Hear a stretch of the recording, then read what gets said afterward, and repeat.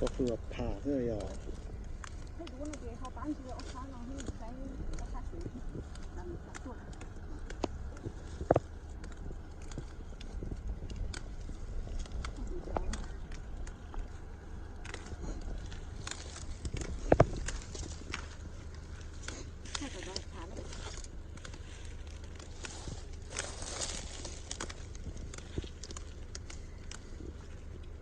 ใช้เชฟใช้เกลือนะ